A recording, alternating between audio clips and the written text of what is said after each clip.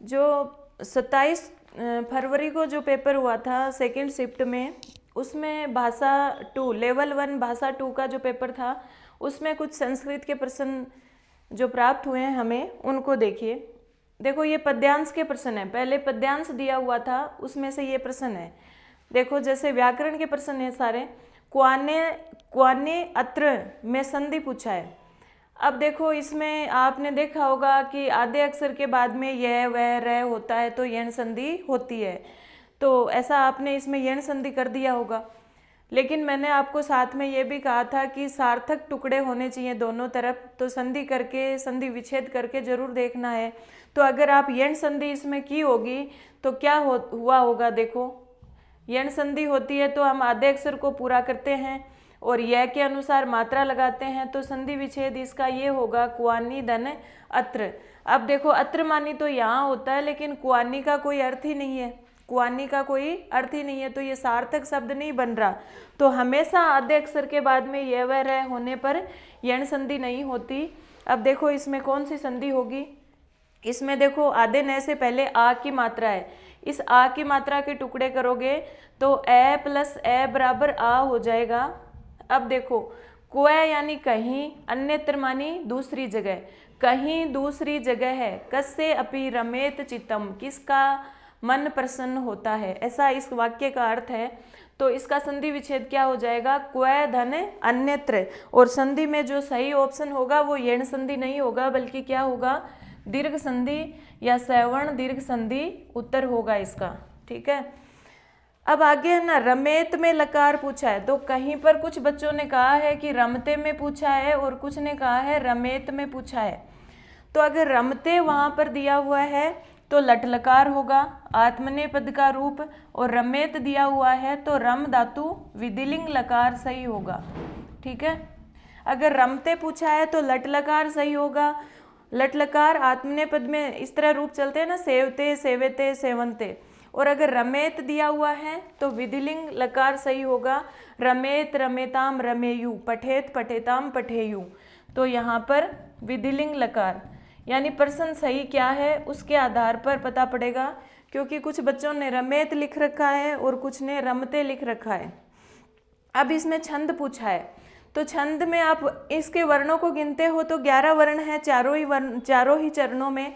लेकिन 11 वर्ण वाले 3 छंद यहाँ पर दे रखे हैं, इंद्र वज्रा, उपेंद्र वज्रा और उपजाति। लेकिन जब आप देखते हैं ना, इसमें गण मिलाते हैं और लघु गुरु करके इसमें गण निर्धारण करते हैं, तो ऊपर के 2 चरण हैं उसमें तो इंद्र वज्रा है और नीचे के 2 चरणों में उपेंद्र वज्रा है।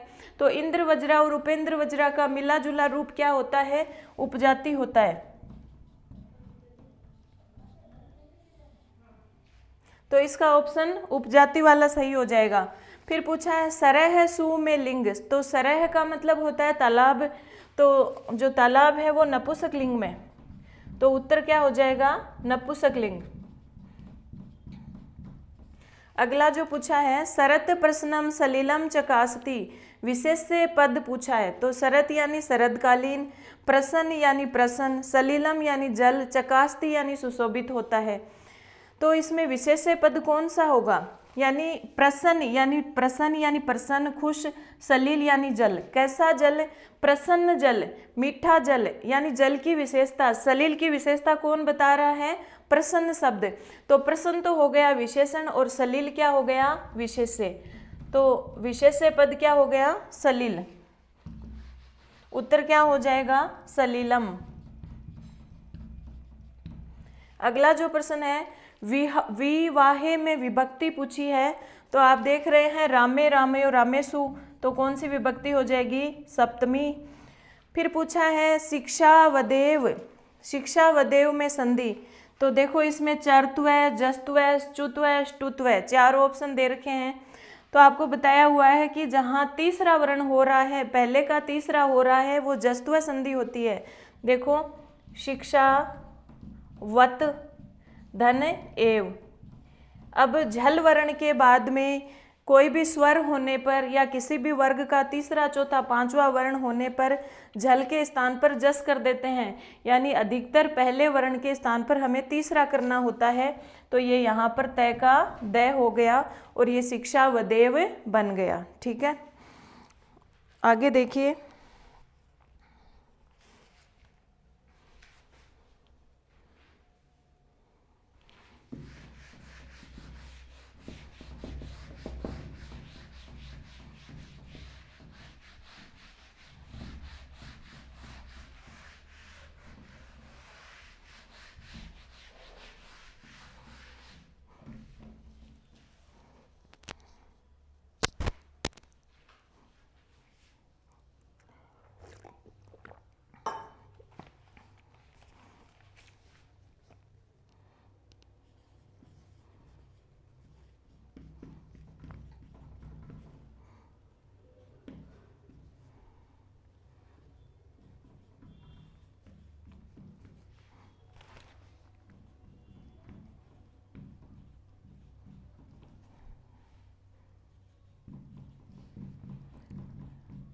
कर्णाभ्याम श्रवणम मुखेन च भाषणम, ये दोनों किसके आधार हैं?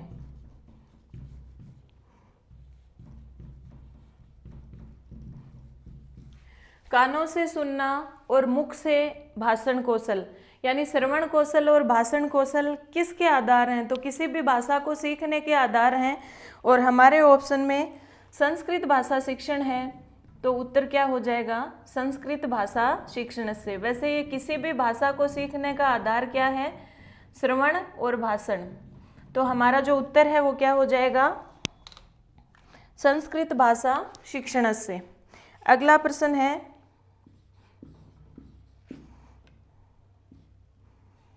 वाग रूपम भाव प्रकटनम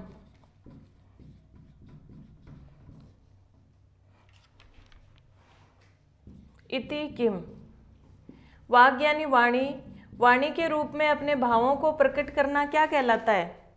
4 कौशल दिए गए हैं इसमें, श्रवण, भाषण, पठन और लेखन। तो भावों का प्रकट करना 2 में ही तो होता है, एक तो भाषण में और लेखन में। बाकी 2 तो क्या है? सुनना और पढ़ना तो अपने ग्रहण का कौशल है। प्रकटीकरण का यानी अभिव्यक्ति के कौशल 2 ही तो हैं, अपने भाषण और पठन। तो पठन में तो क्या होता है? वाचन होता है। और वाणी के रूप में अपने भावों को प्रकट करना क्या कहलाता है? भाषण कहलाता है। तो इसका उत्तर क्या हो जाएगा? भाषणम। अगला जो प्रश्न है वो ये है, स्वधर्मे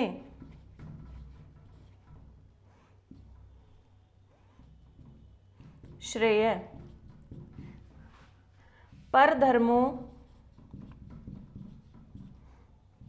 भयावह है।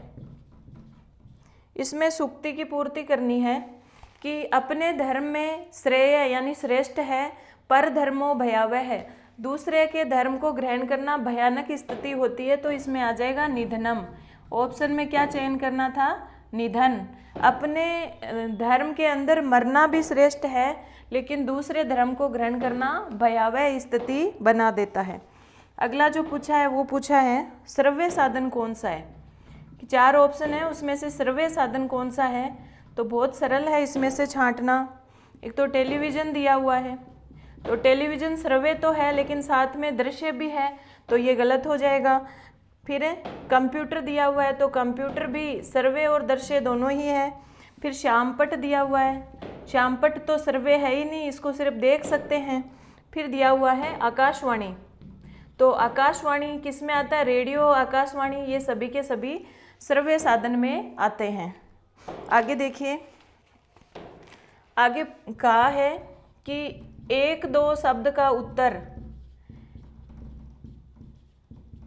1-2 शब्द का उत्तर है, तो वो किस श्रेणी का प्रश्न होगा? वो किस श्रेणी का प्रश्न होगा? तो अगर ऑप्शन में अति लघुतरात्मक है तो अति लघुतरात्मक में जाएगा, और अति लघुतरात्मक ऑप्शन नहीं है तो फिर ये वस्तुनिष्ठ में जाएगा, क्योंकि वस्तुनिष्ठ में भी प्रत्यय स्मरण आधारित कुछ प्रश्न होते हैं, छोटे छोटे प्रश्न जिनका एक शब्द में उत्तर देना होता है। तो अगर अति लघुत्तरात्मक है तो ये अति लघुत्तरात्मक में जाएगा। आगे पूछा है 95 का संस्कृत, 95 का संस्कृत रूप बनाना है। तो आपको पता है 5 पहले 5 आएगा, फिर 90 आएगा, उधर वाली संख्या पहले आएगी। तो पंच और 90 को क्या कहते हैं? नवति। तो क्या हो जाएगा? पंच नवति। आगे हमें पूछा है हर्बर्ट के शिक्षण सोपान। तो हर्बर्ट की पंचपदी सबको पता है। कितने शिक्षण सोपान थे? हर्बर्ट ने कितने शिक्षण सोपान दिए थे? 5 दिए थे, क्योंकि पंचपदी, हर्बर्ट की पंचपदी के बारे में बहुत कुछ पढ़ा है आप सभी ने। तो पंच, इसका सही उत्तर क्या हो जाएगा? पंच, 5 सोपान। आगे पूछा है भाषा शिक्षण का अंतिम कौशल। बहुत सरल सरल प्रश्न पूछे गए हैं। भाषा शिक्षण का अंतिम कौशल, भाषा शिक्षण का अंतिम कौशल क्या है? मैंने आपको कहा था क्रम याद रखना इनका, श्रवण, भाषण, पठन और लेखन। तो उत्तर क्या हो जाएगा? लेखनम। चौथा कौशल है, अंतिम कौशल है, वो क्या है? लेखनम। आगे पूछा है ओ का उच्चारण स्थान, ओ का उच्चारण स्थान। तो सारे सूत्र हमने याद किए थे, और अगर सूत्र याद में नहीं है तो देखो ओ किसका बनता है? ए प्लस ई से ए बनता है, ए और ऊ से ओ बनता है। तो ए का उच्चारण स्थान कंठ है, ऊ का उच्चारण स्थान ओष्ठ है। तो ए और ऊ, कंठ और ओष्ठ। तो ओ का उच्चारण स्थान क्या हो जाएगा? कंठोष्टम। ओ दव तो कंठोष्टम, ऐसा इसका सूत्र भी है। तो ओ और औ का उच्चारण स्थान कंठ और ओष्ठ दोनों मिलकर के हैं। आगे जो प्रश्न पूछा है वो ये है कि इंद्रियों के आधार पर जो सर्वदर्शी सामग्री है वो कितने प्रकार की होती है। तो इंद्रियां मतलब सुनना, हमारी श्रवणेंद्रिय और नेत्रेंद्रिय, यानी आँख और कान के आधार पर हमारी जो सहायक सामग्री है वो कितने प्रकार की होती है, ये पूछा है। इंद्रियों के आधार पर सर्वदर्शी सामग्री के प्रकार।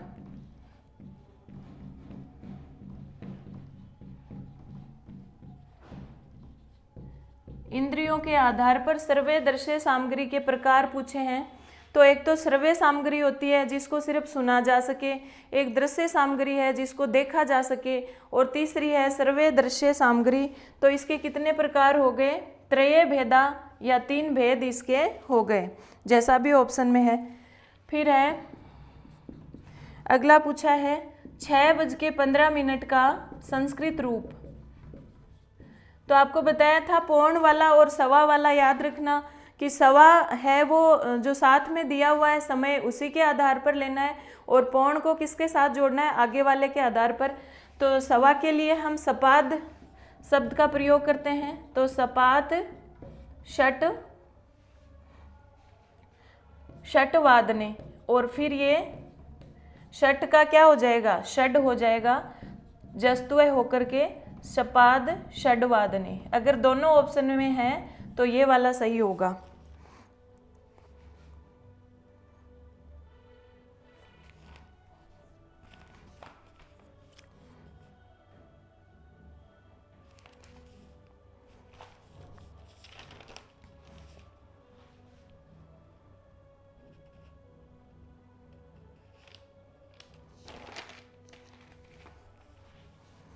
और षटवादने है तो षटवादने सही रहेगा, लेकिन अगर दोनों ऑप्शन में है तो सपाद षडवादने होगा, क्योंकि यहाँ पर जस्त्वा संधि हो रही है। अगला देखिए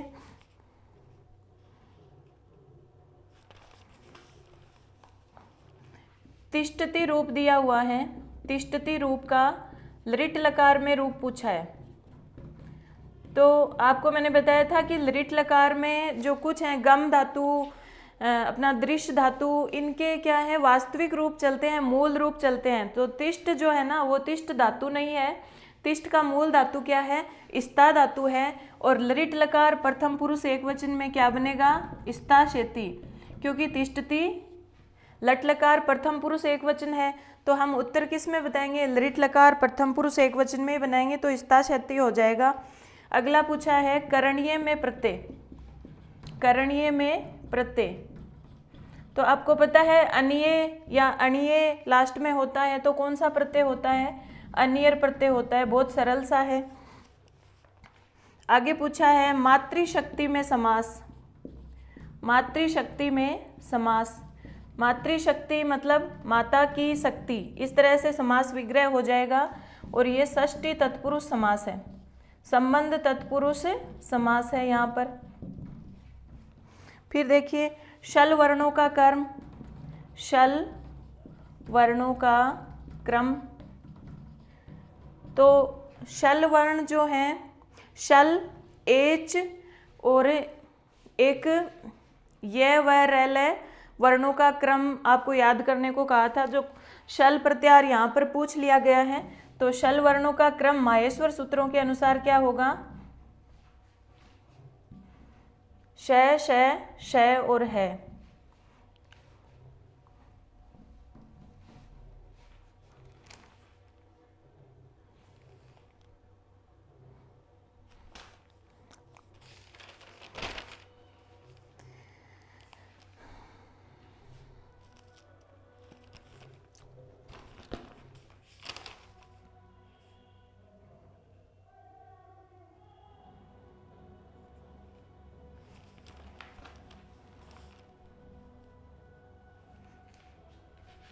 एक दो प्रश्न और भी आए हुए हैं। देखो पूछा है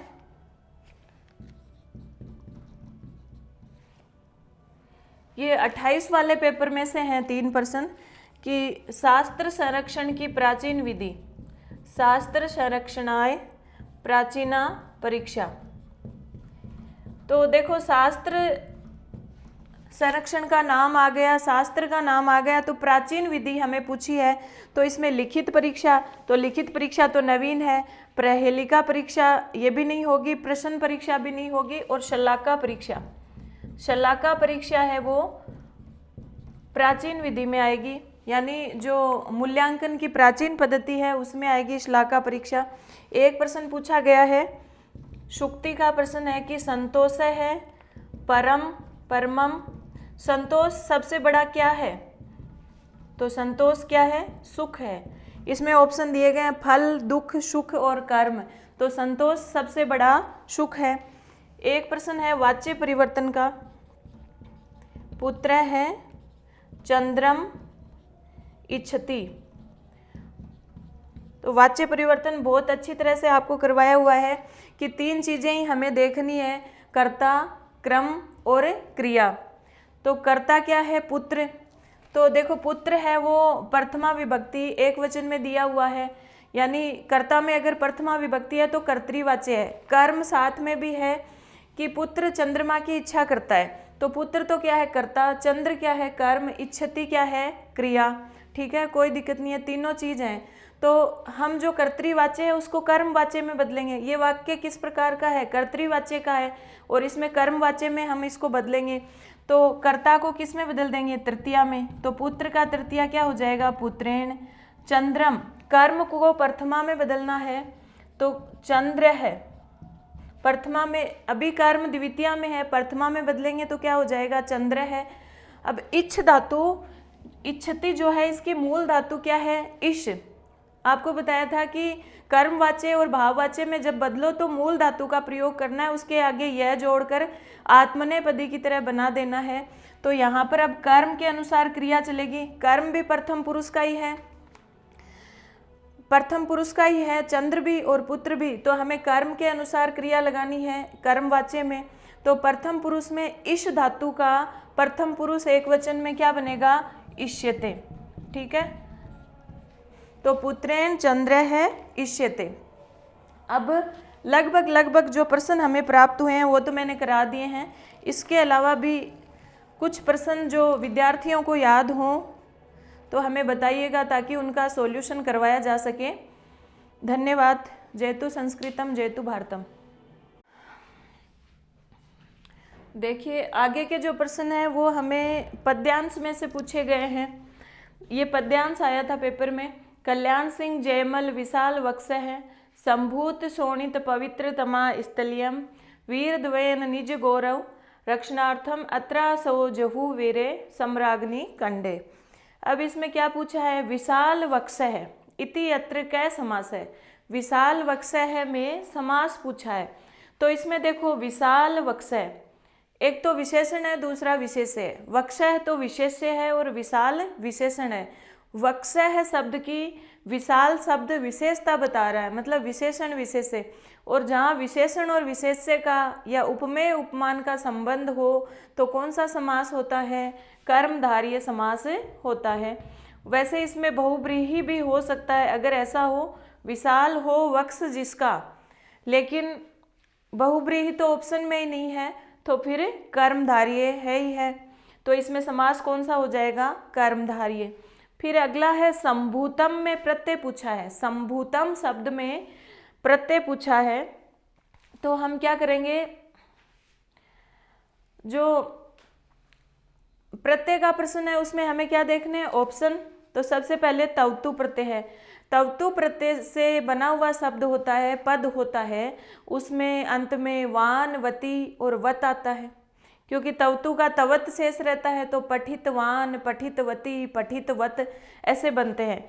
तो ऐसा संभूतम में है ही नहीं। सानच में आन या मान शेष रहता है, आन है या आना, मान है माना मानम, सेव मान है सेव माना सेव मानम, इस तरह के बनते हैं, तो ये भी नहीं होगा। सत्री में अन अति और अत, पठन पठंती और पठत, इस तरह के रूप बनते हैं, तो ये भी नहीं है।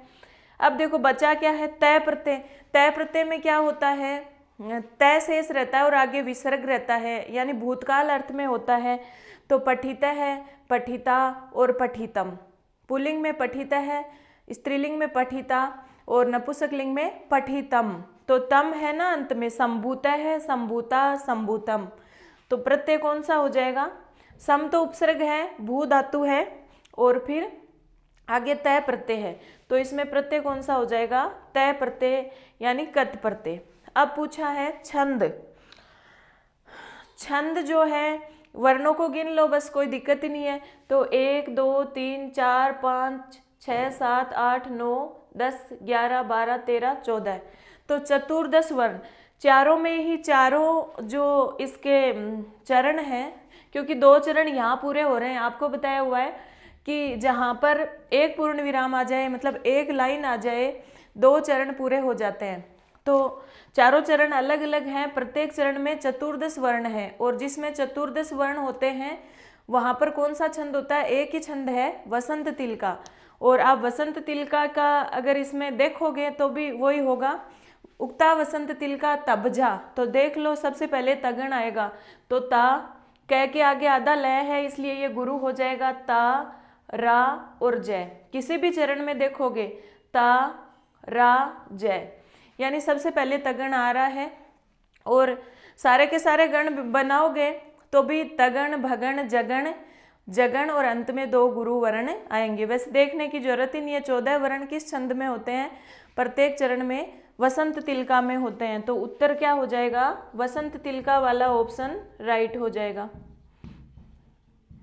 अब है अलंकार पूछा है, तो अलंकार देखो यहाँ पे है सम्राग्नि, समर रूपी अग्नि, यानी उपमा तो जब होता इव वगैरह, इव यथा वत इस तरह के शब्द होते, तो इस तरह के कोई है ही नहीं समानता प्रकट करने के लिए।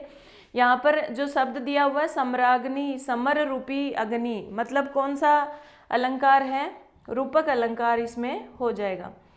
अब पूछा है स्थलियम में संधि पूछी है, तो स्थलियम में आपको दिखाई दे रहा है कि जहाँ पर बड़ी ई हो, बड़ा ऊ हो या बड़ी री हो मध्य में, वहाँ पर दीर्घ संधि होती है। और जो शब्द हैं, दोनों टुकड़े जो हो रहे हैं वो आपको देखने हैं कि सार्थक बन रहे हैं या नहीं। वैसे ही अंधे होके नहीं करना कि बस पहचान कर ली और दीर्घ संधि। तो आप देखोगे स्थल, स्थल में से ई को अलग कर लो और ये यम। अब देखो बड़ी ई के 2 टुकड़े करोगे तो ये मान लो कि 2 छोटी ई बन जाएगी, क्योंकि मात्रा हम बड़ी या छोटी बाद में लगाते हैं, एक बार बस देखते हैं कि ये संधि हो रही है कि नहीं हो रही। तो ये दो छोटी ई मिलकर एक बड़ी ई बनेगी। अब स्थल में ई की मात्रा लगा दो। अब स्थल में ई की मात्रा लगाओगे तो स्थली, छोटी ई की मात्रा नहीं लगेगी, बड़ी ई की मात्रा लगेगी, और इधर ई जोड़ दो, ईएम। ठीक है, तो इधर बड़ी ई, ईएम में बड़ी ई नहीं आती, छोटी ई आती है। छोटी मात्रा लगानी है, बड़ी मात्रा लगानी है, ये आपको देखना पड़ेगा अपने कॉमन सेंस से। तो ये देखो, स्थली का मतलब तो क्या होता है, ईएम का मतलब तो ये है, ईएम यानी ये है, मतलब इदम शब्द का रूप है ना, ईएम, इमो, इमे, और अयम, इमो, इमे वो होता है पुल्लिंग में, ईएम, इमे, इमा ये स्त्रीलिंग में। तो स्थली धन ईएम, तो स्थली मतलब धरा, ईएम यानी यह है धरा, यह है धरती। तो सार्थक टुकड़े बन रहे हैं दोनों। तो ई और ई मिलकर के बड़ी ई हो गई, और संधि कौन सी हो गई इसमें, दीर्घ संधि, सवर्ण दीर्घ संधि। ठीक है, उत्तर क्या हो जाएगा, सवर्ण दीर्घ संधि। ठीक है, आगे देखिए,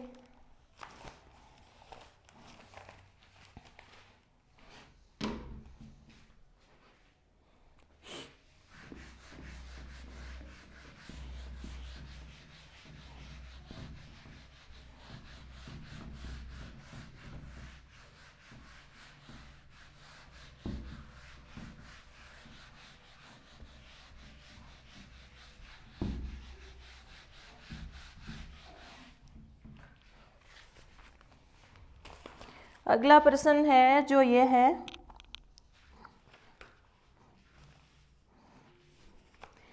ई का उच्चारण स्थान पूछा है, ई का उच्चारण स्थान। तो कोई दिक्कत नहीं है, उच्चारण स्थान अपन ने अच्छी तरह से पढ़े हुए हैं। ईचु या सैनाम तालु, ई, च वर्ग, श, इन सब का श और य का उच्चारण स्थान अकुह विसर्जनिया नाम कंठ है। ईचु ये श नाम तालु, ई, च वर्ग, य और तालव्य श का उच्चारण स्थान तालु होता है। तो ई का उच्चारण स्थान क्या हो जाएगा, तालु हो जाएगा। अगला जो पूछा है वो ये पूछा है, पद्य शिक्षणस्य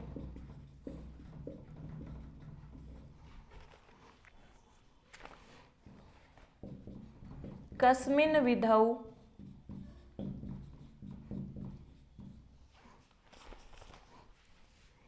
प्रश्न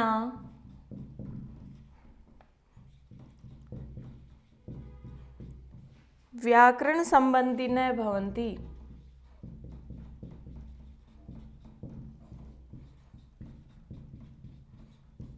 प्रश्न क्या है, पद्य शिक्षण की किस विधि में जो प्रश्न होते हैं वो व्याकरण संबंधी होते हैं। पद्य शिक्षण की जो विधियां होती है उसमें प्रमुख दो हैं, खंडान्वय और दंडान्वय, दोनों ही ऑप्शन में हैं। लेकिन जो खंडान्वय विधि है और जो दंडान्वय विधि है वो दोनों की विशेषताएं अलग है। खंडान्वय विधि जो है वो तो विषय वस्तु से संबंधित होती है, और यहाँ पे हमें पूछा है कि व्याकरण संबंधी कौन सी विधि होती है। तो व्याकरण संबंधी ज्ञान जो कराती है वो दंडान्वय विधि होती है। ठीक है, तो इसका उत्तर हो जाएगा दंडान्वय विधौ। सप्तमी में पूछा है ना किस विधि में, तो दंडान्वय विधौ, व्याकरण के लिए दंडान्वय विधि होती है। अगला देखिए,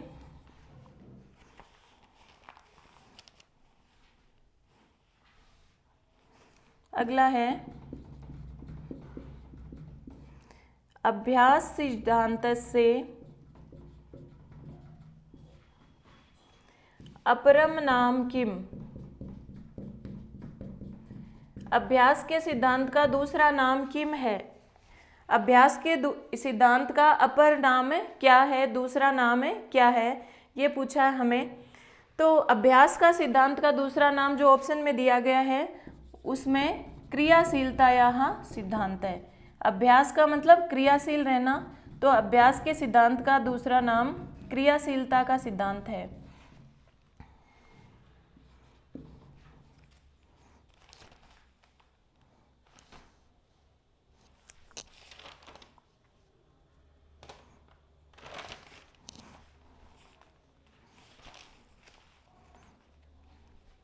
अभी पूछा है इनमें से जो कुछ सहायक सामग्री दिया गया है, सर्वदर्शी सामग्री दी गई है, इसमें पूछा है कि इनमें से दृश्य सामग्री कौन सी नहीं है। दृश्य साधनम न अस्ति, ये अस्ति और नास्ति हमारा प्रश्न बहुत बार गलत करवाता है। पूछा है कि इनमें से दृश्य साधन न अस्ति कौन सा नहीं है, तो इसमें जो दिए गए हैं, एक तो भित्ति पत्रिका। भित्ति पत्रिका का मतलब, भित्ति मतलब दीवार, तो दीवार पर कुछ बनाए हुए हैं, दीवार पर कुछ चित्र बनाए हुए हैं, तो वो हमें दिखते हैं, तो वो तो दृश्य साधन है, तो ये नहीं हो सकता। प्रतिकृति, प्रतिकृति का मतलब होता है मॉडल, तो मॉडल भी हमें दिखाई देता है। फिर है रेखा चित्र, रेखा चित्र भी हमें दिखाई देता है, तो दृश्य साधन है। और एक दिया हुआ है आकाशवाणी, तो आकाशवाणी दिखाई नहीं देता, ये सिर्फ श्रव्य साधन है, तो इसका उत्तर क्या हो जाएगा, आकाशवाणी। अगला है चतुर्षु भाषा कौशलेषु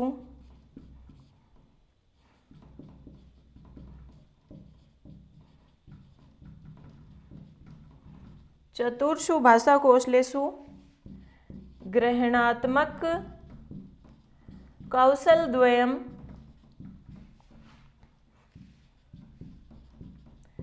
विद्यते। प्रश्न क्या पूछा है, चतुर्षु भाषा कौशलेषु, चारों जो भाषा कौशल हैं कौन कौन से, श्रवण, भाषण, पठन और लेखन, उनमें से द्वय, दो ग्रहणात्मक कौशल कौन से हैं। तो हमने बात की थी भाषा कौशल चार हैं, सुनना, बोलना, पढ़ना, लिखना, श्रवण, भाषण, पठन और लेखन। अब उसमें से दो तो क्या है, ग्रहण से संबंधित, इनपुट से संबंधित, दो क्या है, आउटपुट से संबंधित यानी अभिव्यक्ति से संबंधित। तो ग्रहण से संबंधित दो कौन कौन से हैं, श्रवण और पठन, सुनना और पढ़ना। सुनने में सुनकर ग्रहण करता है अर्थ को, और पढ़ने में पढ़कर अर्थ ग्रहण करता है। लिखना और बोलना दोनों क्या है, अभिव्यक्ति हैं। बोलने में, भाषण में बोलकर अभिव्यक्त करता है, लेखन में लिखकर अभिव्यक्त करता है। तो ग्रहणात्मक कौशल कौन से हुए, श्रवण और पठन।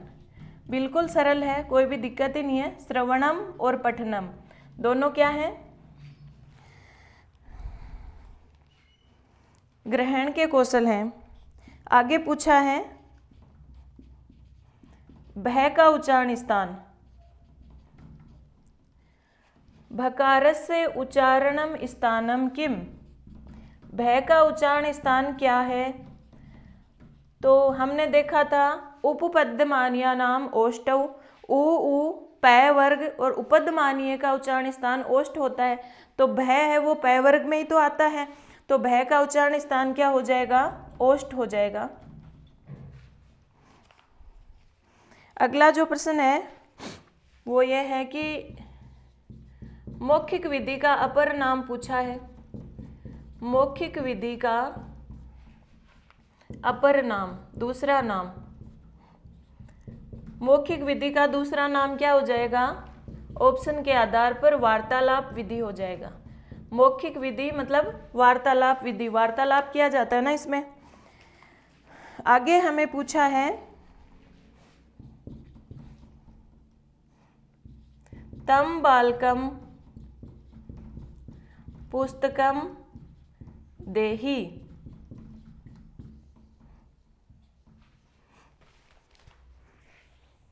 उस बालक को पुस्तक दो। तम बालकम पुस्तकम देहि, उस बालक को पुस्तक दो, तो ये लोट लकार का है देहि, तो ठीक है।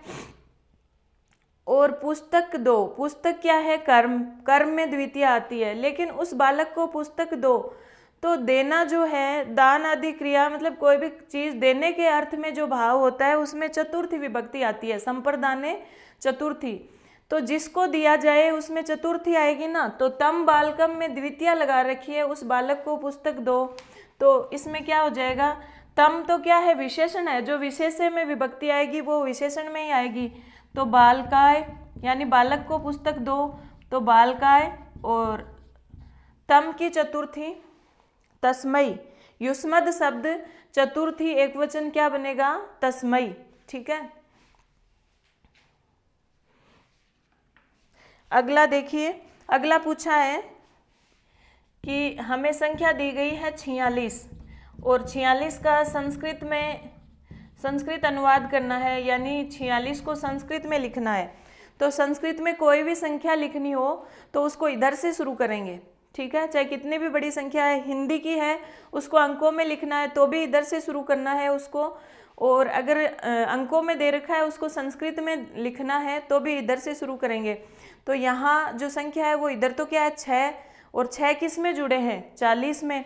तो पहले तो 6 आएगा फिर 40 आएगा, तो 6 यानी 60 और 40 को कहते हैं चत्वारिंशत्।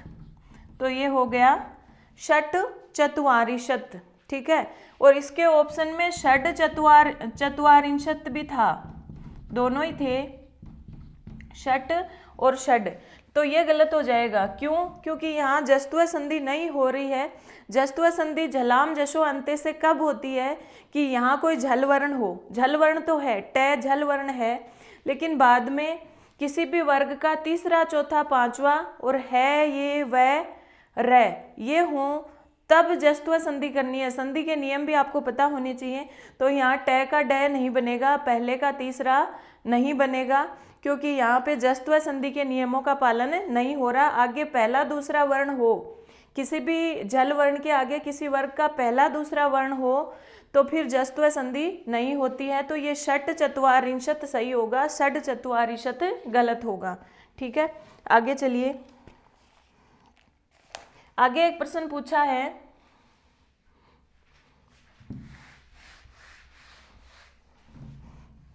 आगे प्रश्न पूछा है, ऐसे दिया हुआ है,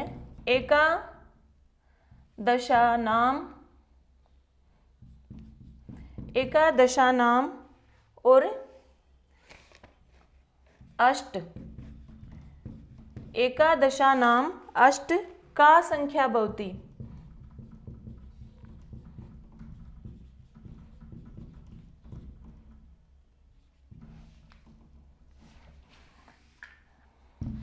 प्रश्न है एकादशानाम अष्ट का संख्या भवति। एकादश का मतलब होता है 11, और 11 और 8 दिए हुए हैं, लेकिन ध्यान रखना कभी भी वो अगर आपको संख्याओं का योग करवाना चाहता है तो बीच में अधिक शब्द आएगा कि अष्ट से 11 अधिक हैं, इस प्रकार से। लेकिन यहाँ पर एकादश और अष्ट लिखे हुए हैं, मतलब इनको गुणा करना है आपस में। तो एकादश मतलब 11 और अष्ट का मतलब 8, तो ये 88 हो जाएंगे। अब 88 को संस्कृत में लिखना है तो इसने ऑप्शन भी ऐसे दिए हैं, देखो, अष्ट शीति,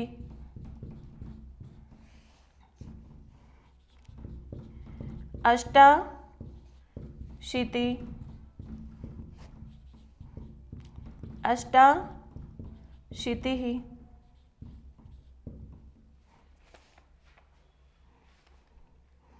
और अष्टाशीति, ये ऑप्शन दिए हैं। चारों एक जैसे ऑप्शन है। अब 88 में देखो पहले इधर वाली संख्या लेनी है और फिर इधर वाली, तो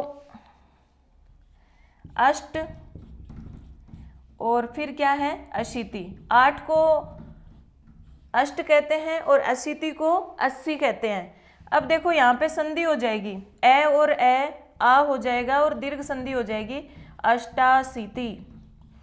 ठीक है, तो बस मात्राओं को छोटी बड़ी करके ऑप्शन गलत करवाने की कोशिश करिए, बाकी चारों ही ऑप्शन एक है। और कौन सा वाला सही हो जाएगा, अष्टाशीति। यदि आपको संधि का ज्ञान है तो इसको भी आप सही कर लोगे। अगला एक प्रश्न है,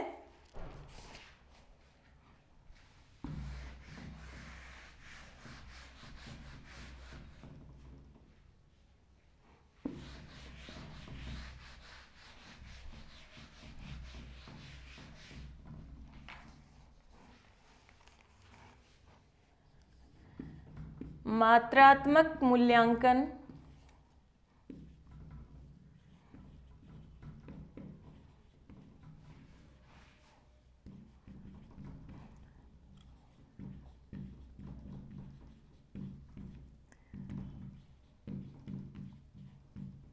मात्रात्मक मूल्यांकन की प्रविधि कौन सी है? तो हमने देखा था मात्रात्मक मूल्यांकन और गुणात्मक मूल्यांकन, दो प्रकार का मूल्यांकन होता है। लेकिन हमारा जो विद्यालय में किया जाने वाला मूल्यांकन, जो लिखित परीक्षा और मौखिक परीक्षा जो होती है, जो समय समय पर आयोजित होती है, वो ज्ञानात्मक पक्ष का मूल्यांकन करती है, यानी मापन करती है, और वही मात्रात्मक मूल्यांकन कहलाता है। तो जो हमारे वस्तुनिष्ठ जो लिखित परीक्षा है, जो निबंधात्मक कोई सी भी परीक्षा हो, वो किस में आएगी? मात्रात्मक में आएगी।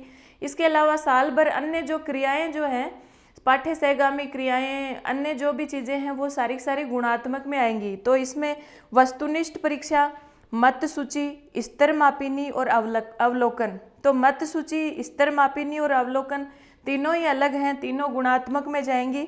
और मात्रात्मक में जो हम परीक्षा लेते हैं बच्चों की विद्यालय में, वो वस्तुनिष्ठ परीक्षा होगी, यानी ये मात्रा का ही तो मापन करती है, पूरा का पूरा मतलब गुणात्मक परीक्षण तो नहीं करती, सिर्फ ज्ञानात्मक पक्ष का ही मूल्यांकन करती है, वस्तुनिष्ठ परीक्षा है जो। तो ये इसमें ऑप्शन क्या हो जाएगा? वस्तुनिष्ठ परीक्षा। एक प्रश्न पूछा है अनुवाद का। अनुवाद का प्रश्न क्या पूछा है? पिता पुत्र से प्रश्न पूछेगा। पिता पुत्र से प्रश्न पूछेगा। अब इसमें आप देख रहे हैं कि प्रच्छ धातु है, प्रच्छ धातु, पूछना प्रच्छ धातु है, और प्रच्छ धातु जो है वो किस में आती है? 16 द्विकर्मक धातु में आती है। प्रच्छ धातु 16 द्विकर्मक धातु में आती है। दुहे, याच, पच, दंड आदि जो 16 द्विकर्मक धातु है, उनमें एक प्रच्छ धातु भी है। तो द्विकर्मक धातुओं के योग से दो दो कर्म होते हैं, दो दो जगह द्वितीय विभक्ति आती है, एक मुख्य कर्म और एक गौण कर्म। तो पुत्र से प्रश्न पूछेगा, तो पुत्र में भी द्वितीय आएगी और प्रश्न में भी द्वितीय आएगी। और जो पिता है वो क्या है? कर्ता। पिता पुत्रम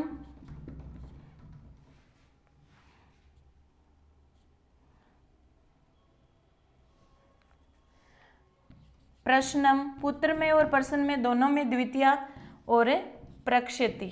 ठीक है, इस तरह से हो जाएगा। अगला एक प्रश्न है वैदिक काले प्रयुक्त विधि, यानी वैदिक काल में प्रयुक्त विधि निम्न में से कौन सी है? प्रयुक्त शिक्षण विधि, वैदिक काल में प्रयुक्त शिक्षण विधि पूछी है इसमें। तो वैदिक काल में प्रयुक्त शिक्षण विधि कौन सी हो जाएगी? यानी प्राचीन शिक्षण विधि वैदिक काल में प्रयुक्त शिक्षण विधि हैं, वो हमने दो पढ़ी थी, एक तो पाठशाला विधि और दूसरी भंडारकर या व्याकरण व अनुवाद विधि। तो इसमें से ऑप्शन में जो है वो पाठशाला विधि है। इनके अलावा सारी नवीन विधियां दे रखी है, तो क्या सही हो जाएगा? पाठशाला विधि। ठीक है, इस तरह से जितने भी प्रश्न हमें प्राप्त हुए थे इस पेपर के 28 वाले के, वो सारे के सारे यहाँ हो गए हैं और कोई भी दिक्कत नहीं है, सारे सरल प्रश्न हैं, आराम से अच्छा आप करके आए होंगे, ऐसे मुझे उम्मीद है।